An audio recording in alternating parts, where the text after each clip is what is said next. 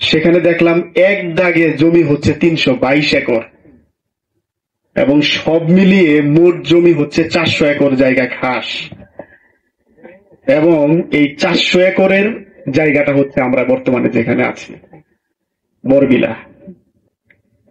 আরেকটা জায়গা হচ্ছে আমাদের সন্তোষপুরে, ওইখানে দেখলাম যে উন্মুক্ত বানর, যেখানে আপনার হিউজ পর্যটক এমনি আসে। তো আমার কাছে মনে হলো এই দুটি স্পটকে নিয়ে আমি কাজ করব যে কোনো মূল্যে। আমি যত বাধা বিপত্তি আসুক না কেন, আমি এই দুটি স্পটকে পর্যটন কেন্দ্র হিসেবে গড়ে তুলে দিয়ে যাব। সেই ভাবনা থেকে আমার কাছে যা বরাদ্দ ছিল রাস্তা বাবদ একটা অর্থ বছরে 1,06,00,000 টাকা, সেই 1,06,00,000 টাকাকে আমি দুইটা ভাগে ভাগ করে দিয়ে এই রাস্তাটা করেছি। আর সেই সাথে আপনার আমি চিন্তা করলাম যে গাছ এখানে লাগাতে হবে। তো এই জন্য বিভিন্ন এনজিও আমার কাছ থেকে প্রত্যয়ন নেয়।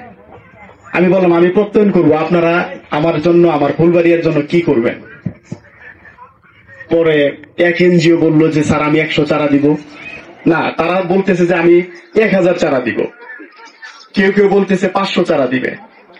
তো আমি বললাম যে না, আপনি 1000 চারা দিবেন, কোনো বেড়া দিবেন না, তাহলে 1000 চারা না 2000 চারা দিলেও লাভ হবে না। আপনি আমাকে চারা কম দেন, কিন্তু বেড়া সহ দিতে হবে। তো যাই হোক, বিভিন্ন এনজিও এগিয়ে আসলো, তারা আমাদেরকে চারা দিল। আমরা ডিসি স্যারকে নিয়ে আসলাম, উদ্বোধন করলাম, চারা লাগালাম। এখন আমি এর আগে একদিন আসলাম, ওই দোকানদারকে জিজ্ঞেস করছি যে আপনার কেমন লাগছে। উনি বলল আমি ভাষায় প্রকাশ করতে পারবো না। শুক্রবার আমি 4100 টাকা আমি বিক্রি করেছি। অর্থাৎ এটা সূত্রপাত, এই জায়গার যে অপার সম্ভাবনা, এটা আমি আপনি চিন্তা করতে পারবো না যে এই জায়গাটার গুরুত্ব কত। হয়তো বা আপনি একদিন চিন্তা করবেন যে এই রাস্তার পাশে একটা দোকান নেয়ার জন্য আপনি চেষ্টা করবেন যে আমি এখানে একটা দোকান দিব, এখানে একটা রিসোর্ট করব, এইরকম হইতে পারে। তো যাই হোক, আমাদের ডিসি স্যারও এগুলা বলে গিয়েছেন যে এরকম কক্সবাজারে কোনোদিন কিছুই ছিল না, একটা টং দোকান ছিল।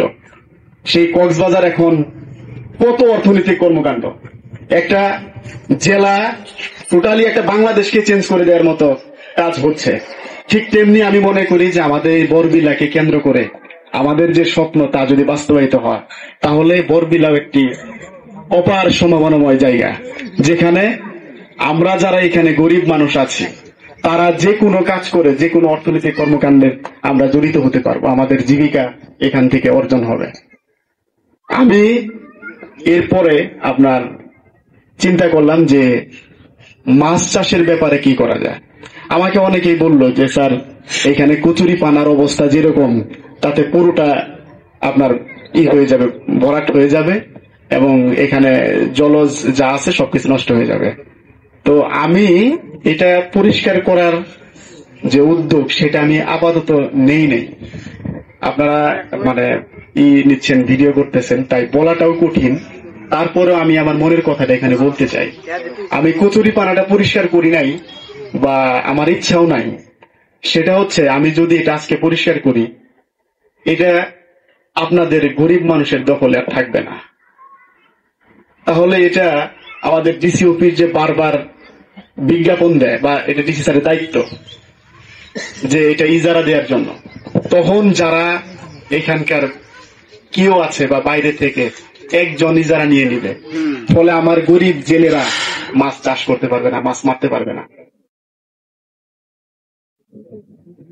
তো আমার ফিলিংসটা আমি আপনাদেরকে বলে দিলাম যে আমাদের যে এই 100 জন জেলে, বা শুধু জেলেদের বাইরেও যারা আছে আশেপাশে, তারা হয়তো একটা ওই যে আমাদের চেয়ারম্যান সাহেব বলল তৌরা জাল বা একটু বর্ষি, তারা একটু আসবে মাছ মারবে, সেটা কিন্তু একজন যদি লিজ নেয়, ইজারা নেয়, তাহলে কিন্তু পারবে না। তাহলে আমরা চাই এইখানকার মাছ, এইখানকার মানুষজন, লোকাল মানুষজন, যারা যাদের সঙ্গে সম্পর্ক হচ্ছে, যারা চোখ ঘুম থেকে উঠে এখানে এসে চোখ খুলে, তারা পাক।